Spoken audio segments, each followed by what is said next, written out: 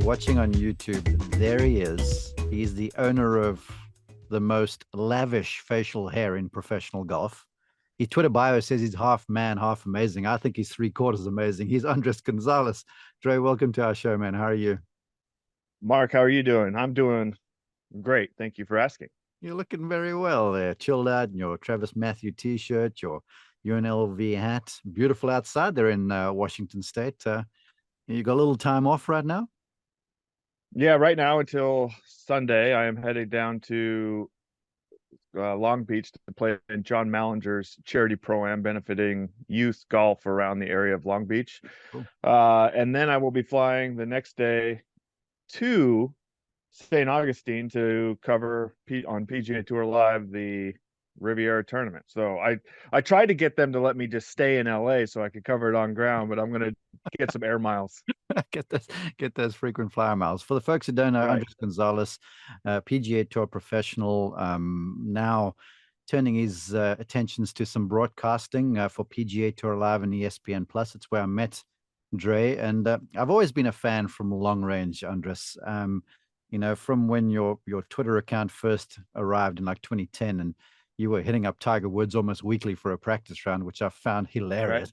But we'll get to that some. But before that, please tell our global audience a little bit about you, where you're from, how you came to where you are right now, please. Yeah. Thanks, Mark. I grew up in Olympia, Washington. I was a pretty good junior player, but not a world beater. I wasn't having letters and offers just left and right. So I went on a few recruiting trips and I chose Oregon State on pretty much like a 20% scholarship. And when I got there, that's kind of how I acted. I didn't act as if golf was serious. So I had a very good time that freshman year and was cordially invited to leave the team. And that's when I kind of got my head straight, and telling my parents that I was going to go to UNLV in Las Vegas was a little bit of a sell.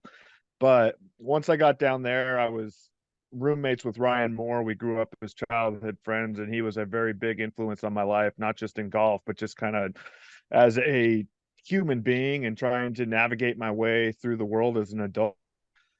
When I got done there, I was an All-American my senior year and kind of started that professional life. I played for 16 years, was fortunate enough to have 5 of them on the PGA Tour, and the rest of them was kind of scattered between mini tours and Canadian Tour early on.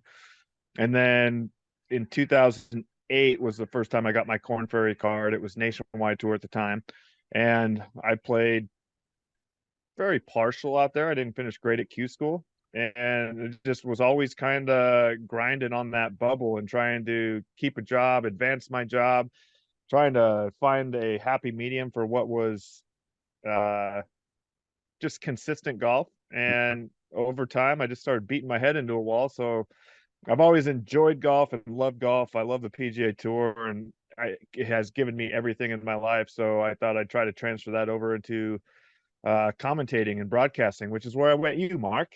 Yeah, and you do a fantastic job at it. I remember you when you coming in the first time. For the folks who are listening to this on audio, go check it out on YouTube because there he is. The Dre Gonzalez I know had the long curly hair. He's got the handlebar mustache, but you've lost the locks. So you're becoming like a professional broadcast guy now, huh? Yeah, I'm kind of getting into that hair moment where nothing's good, whether you try to style it or whether you just let it go. But I've consistently cut my hair every 3 years. My dad passed of pancreatic cancer, so I've kind of done that for a while.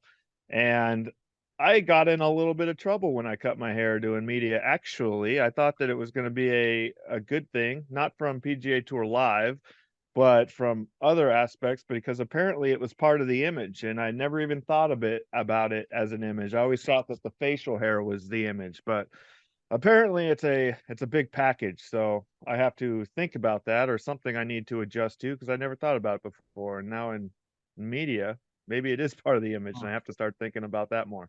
Well, there's a lesson in that, and I want to go there because we're going to give lessons to aspirant professionals and stuff as we go along from all of your experience in the world's game.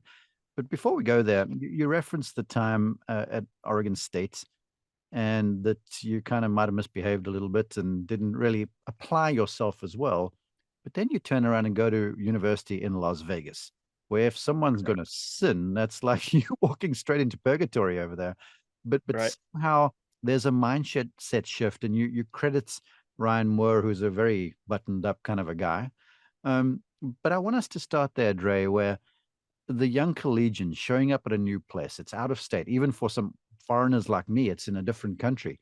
It sometimes can sort of, blow your hair back, pardon the pun, and you sort of lose your focus and you get away from the nuts and bolts of working on your game. So share some insights from your days in college, just to advise the young collegian who might be struggling, because it is certainly a change in scenery when you get there.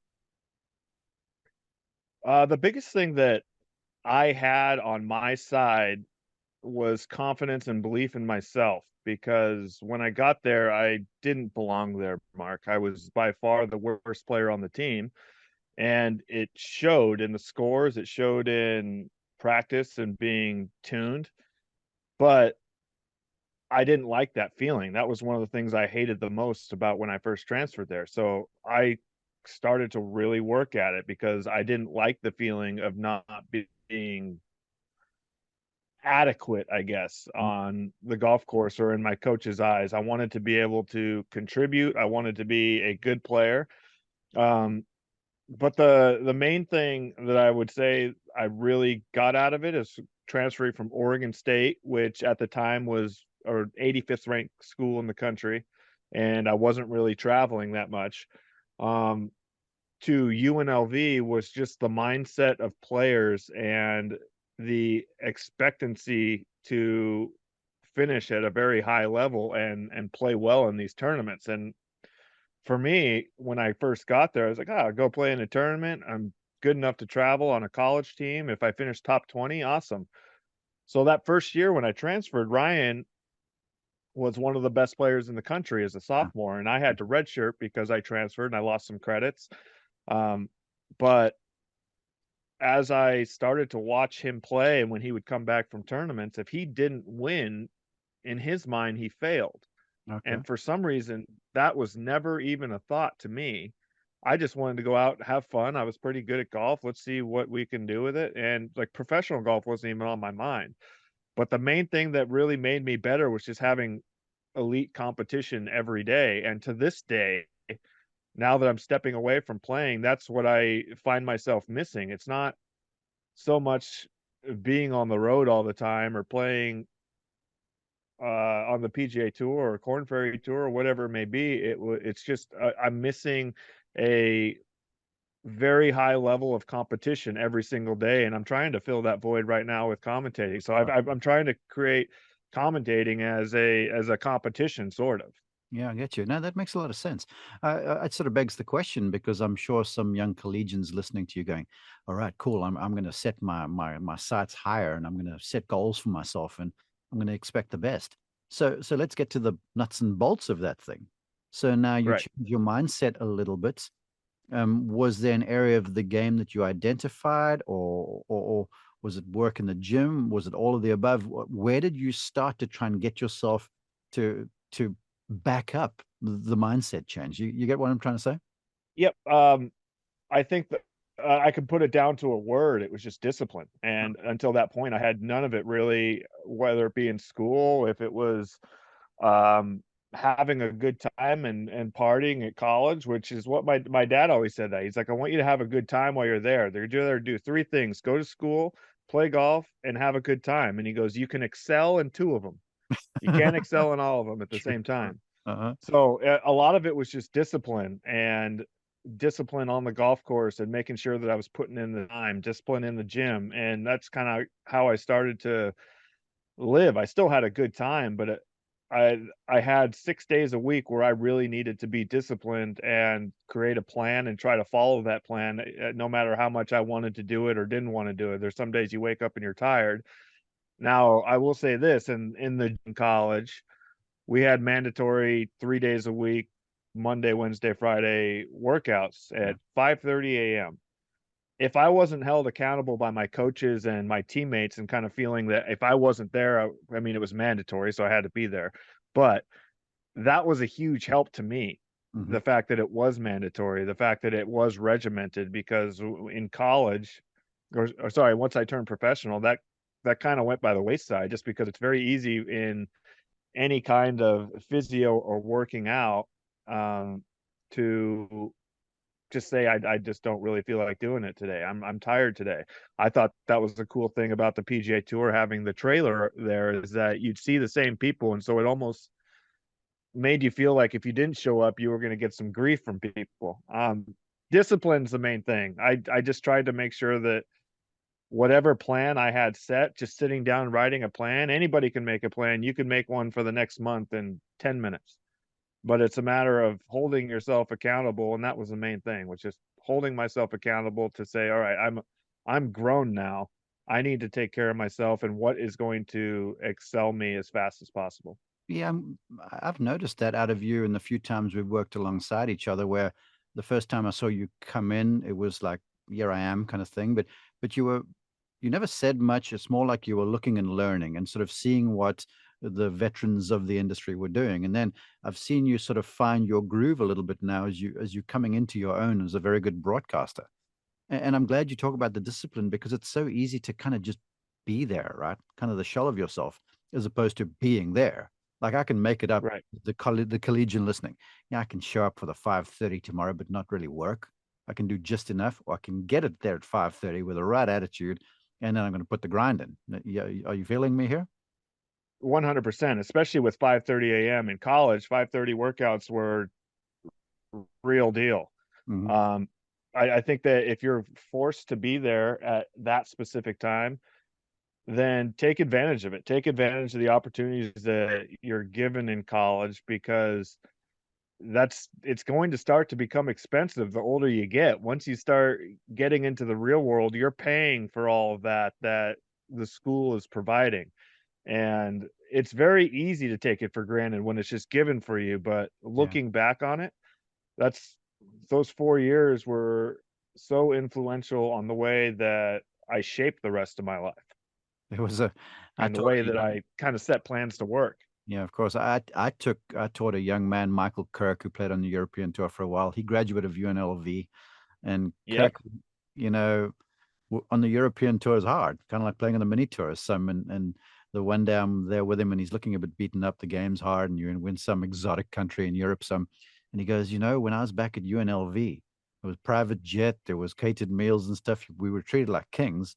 Now all of a sudden, now life has become harder. To your point, is like beyond college, stuff starts becoming a bit real, doesn't it? Yeah, there's no responsibility really in college except for you. Yeah. All you have to do is take care of yourself, take care of your business, and you can excel very quickly, which is why you don't want to just take your youth for granted. You want to be able to get the most out of your prime as you can. Start as early as possible, because by the time you hit 35, your life is, I mean, there are definitely changes that you can make, but a lot of your prime is not going to happen anymore except for intellect. But as far as golf goes, and athletics and sports, it stops quickly. So it's not bad to get focused early, to be able to relax the rest of your days. No kidding. Father Time is unbeaten. Okay.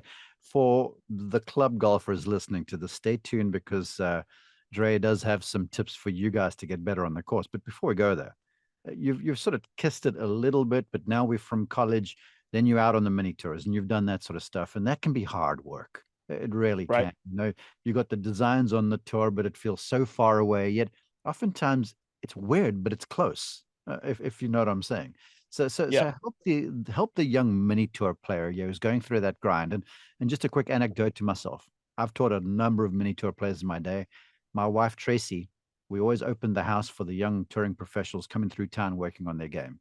And she had a couch in our living room that she named the crying couch, because the young mini Yeah. tour pro would come sit there and we'd feed them, and it's hard work. And then we're just talking, and then you've had a wine or two, and all of a sudden, then it's like you can see the emotions of it all come out. So, Dre, you've been there, you've been through there. Motivate the young mini tour player right now, please. It seems way farther away than it actually is.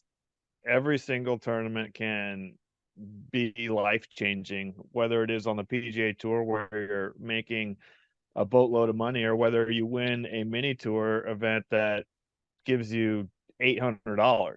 Mhm. Any single moment can really change the way that you think mentally, and the way that you can create belief in yourself.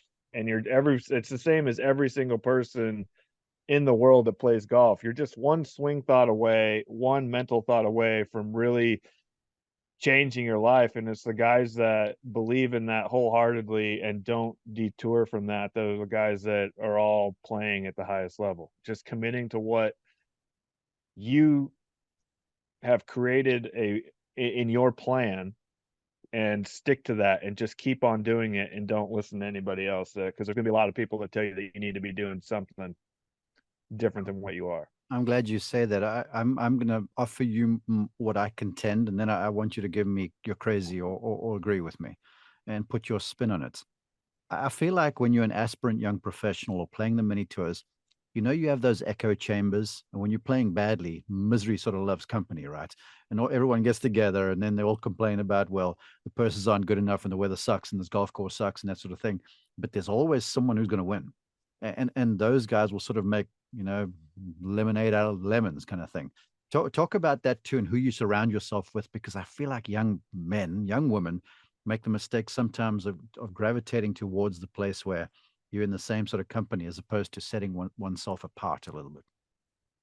uh Align yourself with people that have similar goals to you. Align yourself with people that you think that you can learn from and that can make you better, whether it be somebody that's really good out of the bunker and you want to learn their skills, or whether it's somebody that just has a very positive attitude, because that is absolutely the biggest part in professional golf. Every single guy out there can play. It's who believes in themselves and who believes what they're doing and who believes that they can succeed at the highest level. When I graduated from UNLV, my coach gave me a letter, and I still have it to this day. And he said, like all the main stuff that you would hear, it was great to have you for 4 years. We appreciate your time at UNLV. But he played on tour for 7 years, from 70 to 77. And he wrote me, the last part of that note said, "Don't ever go to dinner with bad putters." I love And it. to this day, I've still done that. If anybody ever, if we get to a dinner spot and I'm with friends that are on the road, and somebody even mentions bad putting, I typically cross them off the list, and that's the last time that we have dinner. Well, we've had dinner a few times together, so I think you're rating me then. Hey, that is such good advice. I believe it might be your coach too. Michael told me this, that he was a firm believer, and if you played the final three holes at par or Yep. better, you're gonna win lots of tournaments. And if you're a professional, you're gonna cash checks that are a whole lot bigger. I want you to share that lesson, please, because I loved it. Yeah, we had the last three holes, we called it finishing like rebels. The last three holes, for every shot over par you ran a lap, All right. and every shot over 74 you shot in either a qualifying round or a tournament round, you also ran a lap. In my first qualifying tournament, I ran 7 miles. It was even par every day going into 16, and all of a sudden I was just like, "Whoo, we got to get through these last three holes," and I just collapsed. So it was a very quick learning experience, and he just constantly made you say that I'm a great putter too. If he asked you what you were, he didn't want to hear that you were two under par. He didn't want to hear that you were two over par. He wanted you to say, "I'm a great putter." And if you didn't say I'm a great putter, you got to run a lap. You know what you say there is so wise, and I want to almost say it's anti-establishment right now, because you're in broadcast, right? And you have that ShotLink computer in front of you, and if you care to do the deep dive, there you get strokes gained metrics on everything, and you talk to everyone, Right. you're like strokes gained off the tee and strokes gained approach and strokes gained this and that. But you've talked about things so far, Dre, that you can't necessarily measure except for the putting. And putting is somehow a bit taboo in the modern game. Everyone talks about power off the tee. But the real key to Right. making the bucks is the attitude and making the putts when it means something, isn't it? I think so for sure. I especially at lower levels. I think at PGA Tour level, driving accuracy is a huge stat that goes underlooked. Oh, really? Um, Huh?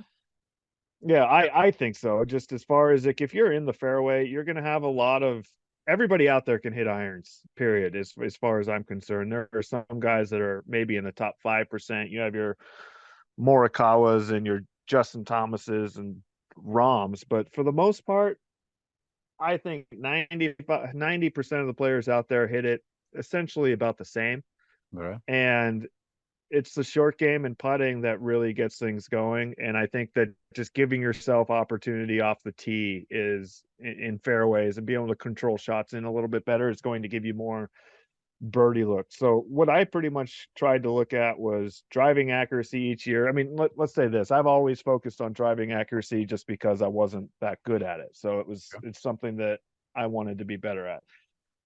Greens in regulation, I think, is a huge number because it gives you more looks at putt for birdie. And I'm a great putter, Mark. I just All needed right. birdie putts. If you got me on the green, if you got me in the fairway to where I could get it on the green, I was pretty dangerous because I just needed to get a putter in my hand. You know what? I love what you're saying there. You're so speaking my language because we live in the modern game right now, and the ball's going far, and athletes are coming out faster and faster and faster all of the time, and course management maybe is becoming a little obsolete because guys just bash it as far as they can, and then hopefully get the thing on the green, and they wait for their week. But I'm so with you because essentially, the better you get, the more the game becomes about precision and controlling distance, whether it's on the green, around the green, on the iron game, certainly, and off the tee. And if you put yourself in a place where you can maximize contact on the ball, as a result, your control of the spin and such will improve, huh? Yeah, that's one thing I like a lot about we just a couple weeks ago, or I guess it's almost been a month now, but it's Sony. It's doesn't really favor the bomber. You can bomb it. I don't think distance hurts anything ever. It's a phenomenal tool and asset to have. Um, but at the same time, if you're going to take all those people that bomb it, you're going to get the guys that narrow it down more that are going to finish higher. I just think that's the way it works. But as far as statistics, I just think you got to hit fairways, you got to hit greens, and then if you don't believe that you're a good putter, I think that you can work on it a lot, but it's that belief that sets you apart. Yeah, I love that. Okay, so you're a winner on the Canadian tour. You won on the Korn Ferry Tour, back then the nationwide tour. I'm a big one on building a brand for a player Mhm. because you're professional and you've done a great job on that, and I want your take shortly. But I also want you to talk to golfers about what separates them because I never forget my mom when I was a young man. She always said to me, "New level, there's a new devil, and where as you advance, there's another challenge," kind of thing. So I want you to look Mhm. back over your career and go, guys, if you wanted to be on the PGA Tour, this is kind of what separates the players up there. Is there such a thing? You've talked about driving accuracy, but is there something that, as you look across the board, that they all do pretty well? Yeah, I think it's the guys that have the ability to zone everything out and Okay. just get into whatever they have. It doesn't matter what anybody else is doing. I can do better. I It's kind of just that thing going back to setting a discipline level and standards for yourself. The better you get mentally, the more you can raise the expectancy level, right? Mhm. So I think there's a lot of it that goes in, and so many people work so hard on getting better physically and getting better on the course. But one thing that I notice about everybody at the top level is whether you're working with a mental guy or reading a lot of psych books or anything in general, the guys that can control their thoughts and their minds the best are the guys that are out there. Those are the guys that can controlling what they can control, which is just themselves and their thoughts. It's very easy to think negative, but it's also just as easy to think positively. So if you have the option, why wouldn't you choose thinking positive. You're preaching, Reverend. Hey, was there a better putter than you on the PGA Tour? In my mind, no, but There you go. statistically That's the speaking, answer I was yeah. wanting. Yeah. That's the answer I was wanting. Well, Right. I ask you that question kind of as a bit of a laugh, but there's real truth to this because that is part of the success, right? Is to look at yourself and go, I am enough. Yeah, there's areas I can tighten up, but if you go in there saying, well, no, I'm not the best putter in the world, you're going to get rolled over at the highest level, huh? Right. You have to believe that, especially on putts, because it's such a great equalizer, right? You can go out and hit the ball terribly. You can chip it mediocre to 10 feet, but if you're making all your 10 footers, and let's be realistic, it just isn't just for professional golfers. This is for every amateur across the world. Mm-hmm. Inside 10 feet, you're probably thinking you have a good chance of making it. Now, what's the difference between thinking you have a good chance of making it and knowing that you're going to make it? Now, if you don't make it, oh man, I mean, it was close. The speed was at least right. I just needed to read it a little bit different or whatever. But just taking something positive away from every single situation, even if you miss a putt, the speed wasn't right, but the line was good. The Mm-hmm. line wasn't right, but the speed was pretty good. Or if it was just a bad putt altogether, just erase it. Just get that out of your mind, move forward, and that's not you, right? So that's all you got to think. That's not like me. I love the greens and regulations thing, but back in my days, I'm a recovering college golf coach as well, and we used to have what I called a hurricane drill, and it started at 1 foot, and each putt there were 9 of them. It would go from Yep. 1 to 9 feet, and my team would play so you could knock each other out. If you missed, you'd fall back, and if someone was there, they'd knock you out, and you'd have to go back to the start, kind of thing. And the point that I always try to make from me being on the course was like, look, if you're in contention on tour and even in college, and heck, certainly in your club championship for the amateur golfers, over the final 9 holes, if you one putt every single time and you're in contention, you're probably winning. It is as simple as that. You've been there, right? It is as simple as that. And I think that whenever I've played, I've always played pretty well with a lead because all of a sudden it just focused me to the point where people have to beat me. Mm-hmm. And I'm just going to do what I've done, which is give myself looks and really just not making mistakes. Just play boring golf. Get it in the fairway. Get it on the green. If I get it on the green as much as I expect to, I'm minimum going to make 4 birdies around. Yeah, And then it's a matter of eliminating mistakes because if I'm leading a golf tournament, I shoot if I play 4 under par, bogey free, probably winning. pretty good chance I'm winning. And if somebody comes and beats me, it's the way it goes. I mean, some guys are going to get hot, and I at least did what I wanted to do. I could have made more birdies. I could have taken advantage of other spots, but nobody's complaining with 4 under par, bogey free, really ever, When unless Ernie you Els, lose a golf tournament on Sunday. yeah, that's such a good point. And to put a bow on that, Ernie Els is, I'd say, almost just a year older than me, ish, a little less than that. And so we played some amateur golf together. And when he turned pro, I remember asking him, I'm like, so what's the goal? Because we knew he was great. I'm like, so what's the goal? Thinking he was going to say win the Masters or something. And he goes, I just want to shoot 69 for every round for the rest of my life. And it turns out, think about if you got a stroke average of 69 on the PGA Tour, how many checks you're cashing. And there'll be a number of trophies on the mantelpiece too. Not every week, but you'll be in contention a bunch. Yeah, and the difficult courses are the ones where you're really going to be in contention. The easy ones, you may be getting lapped a little bit, but you're not going to miss the cut. No.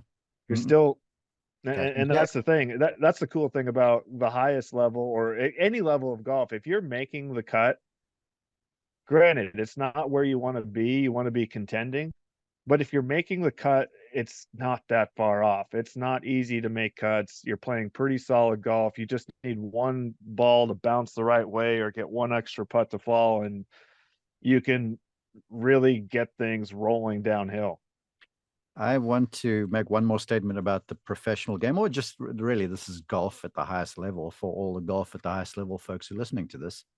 Um, and I wrote this a ways back. A coach hired me to go and speak to his team, and I basically decided what I'm going to talk about. And I'm like, well, this is things I've learned from watching the PGA Tour players.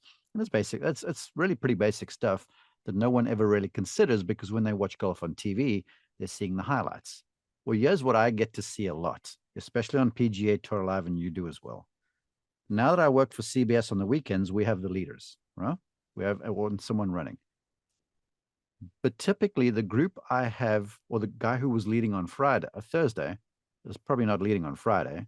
And the group that I have on Saturday is not likely going to be the guy who's winning on Sunday, because you professionals have an uncanny way to sort of figure out where the end of the tournament is, and you attack and defend, and you don't go bananas early, but you also don't shoot yourself out of the equation early. And it sort of reminded me of what Jack Nicklaus said to my brother one time. He's like, look, I'm wanting to try and find my best golf on Saturday afternoon. He goes, Thursday, Friday, it's just GPS. I'm just positioning. And then you start finding a little groove on the weekend. And what you say is so well founded, because how many times have you seen a guy that's kind of out of it, just made the cut, 66 or 7 on Saturday, another one on Sunday, and you're right in the thick of things. Yeah, you say that everybody's kind of defending a little bit. I don't know if anybody's defending. It just may look that way, but you're not going out of way and taking risks that you are super early, if that's what I'm understanding there. But like a big part, we were talking about college golf, and when I turned professional, I wasn't ever really thinking I was going to play professional golf. Not that I didn't think I could, it just wasn't really on my radar. It didn't cross my mind as for me as a golfer. I mentioned Ryan Moore, and he won the U.S. Public Links in 2002. And my Christmas present that year, my first year at UNLV, he asked me if I would caddy for him at Augusta in 2003 when Mike Weir won. Mm-hmm. I immediately say yes. And we started playing practice rounds with people. We got to play with Gary Player, Sevi Ballesteros. He was in the group also. Right. And Charles Howell. We're at the best tournament in the world, right? Where the best players in the world are. Mm-hmm. And I went home on Wednesday evening, and I remember just thinking, these guys aren't really that good. And in my mind, never thinking this before, I was thinking, oh, how can you not think that they're that good? This is the best tournament, the best players in the world. Why do you think they're not good? And all of a sudden, a light bulb went off. Like, oh, I'm pretty good. Yeah. I'm a pretty good player. And what I did realize, which is exactly what you're saying to circle back, is that when you're watching the best players on TV that particular week, you are watching a highlight reel. You're watching the guys that are feeling it and playing the best of anybody there. That's why everything's inside of 15 feet. That's why everything's inside of 10 feet. That's why they're chipping it to gimme range and making putts. You're watching the guys that are at the top level of their field in the entire world play that particular weekend. And when I went out there and was able to see guys up close and personal hit balls to 30 feet with a 9-iron, there's nothing impressive about that. Yeah. But it's solid golf. It's just very consistent, don't make mistake golf. And that's kind of my aha moment of when I went back that week. I decided, okay, now I'm going to start working at this in a professional aspect. Such wisdom for someone with such a cool mustache. Hey, we've helped collegians, we've helped aspirant pros, we've helped professional golfers, guys. I know that there's certain PGA Tour players that listen to this thing. Someone called me out last week and he goes, "When are you going to get me on the podcast?" I'm like, "You want to join me?" But anyway, that's beside the case. I I want Oh, to. you're just so wanted, Mark. Oh no, well, I hang out with guys like Andres Gonzalez. There you go. Um, I want to help. You've played in many pro-ams. You're going down to California to go and do a charity outing next week. You've seen golfers play in pro-ams, and you've seen amateur golfers out there. And everyone seems to sort of make the same mistakes. So I want you to put a bow on this conversation with two things that you've seen most amateur golfers do, not wrong necessarily, but things they could do better in your experience from playing in these events with them, please. I see a lot of hands, both chipping, long game, and putting even. But a lot of what I see when players first take the club away is that they jerk it back with their hands, All as right. opposed to really making sure that everything's moving slow. Because if you're using big muscles, one, it's going to take everything back slow. When you're using your hands, it puts a lot more tension in your hands. So I'd like to see people just turn away without using hands as much, because they'll naturally fold.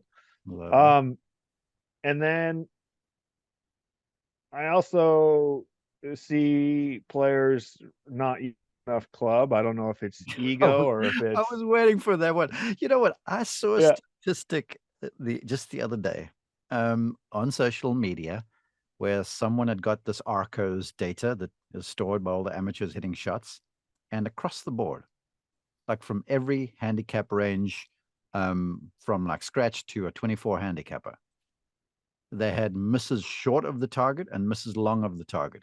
And unless my memory is failing me, the average number of misses from amateur golfers that were long is sort of around the 5-6%. They got like 80-90% of the folks missing the target short every single time.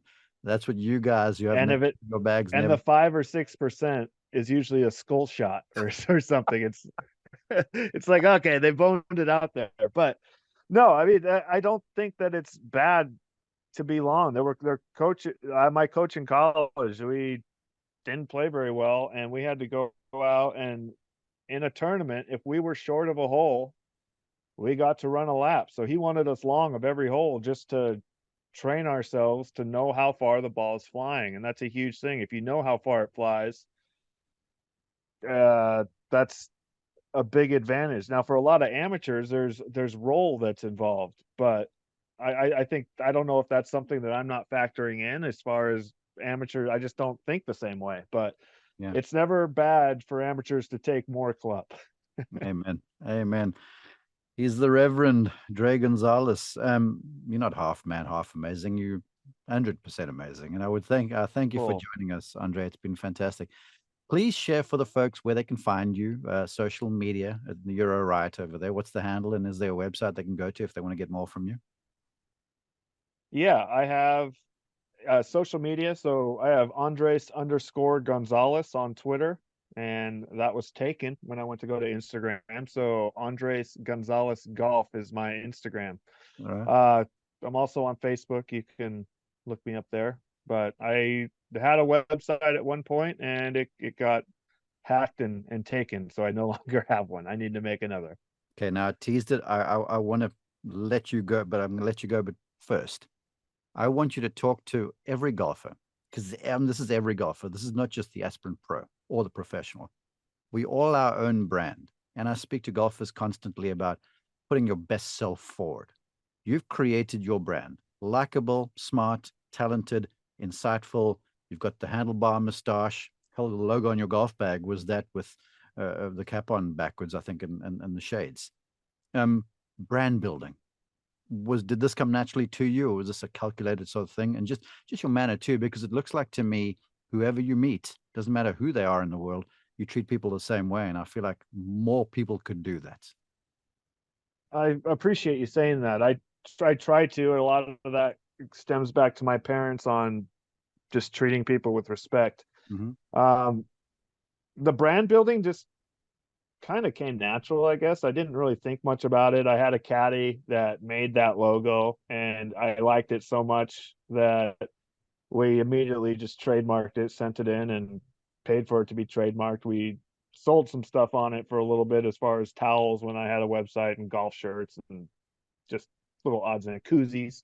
Yeah. Um, but naturally, I was a journalism major in college. I minored in marketing, and it just always intrigued me. And that's one of the reasons I got into broadcasting. Was when I stopped playing, I was like, all right, if I'm not going to play anymore, what do I want to do? What are the things I like to do? And golf was one. When I'm at home, I play a lot of golf. I'm playing golf today. Mm-hmm. It's 42 degrees. I love playing. The thing that kind of came naturally was wanting to just sell. And when I got done playing, that's when I liked the PGA Tour, and I wanted to help sell it, not just for myself, because I've been using their platform to sell me. Mm-hmm. Now I want to help them sell it as a whole as opposed to just me. And I think it's fun. I think that the tour has a phenomenal business, and I tried to use them to sell my brand as it started to build over time. Awesome. Those who know will know. I'm going to let you go with this one. Did you ever get the practice round with Tiger Woods? I never did. We chatted a couple times, but that No. was about it. Whenever he's at the golf course at a tournament, it's pretty serious. So we chatted a couple times, but no, never got the practice round. For those folks who don't know, go and find Andres on Twitter, and you scroll back down the timeline, and you'll see like, "Yo, Tiger, it's your boy Dre. You want to practice around this week?" And you did it basically every time you guys were in the same field, huh? Yeah, I started doing it about once a week. My favorite was asking him if he wanted to room together to split some costs. I just didn't. It's expensive out there traveling all the time, and I know that he's probably thinking the same thing. So why can't we just chop it up and go halvesies? Tell you, he's a funny guy, great talent. Dre, you're a star. Thanks for joining us, man. I really appreciate you. Mark, thank you. I can't wait to work with you again. Thank you. This has been fun.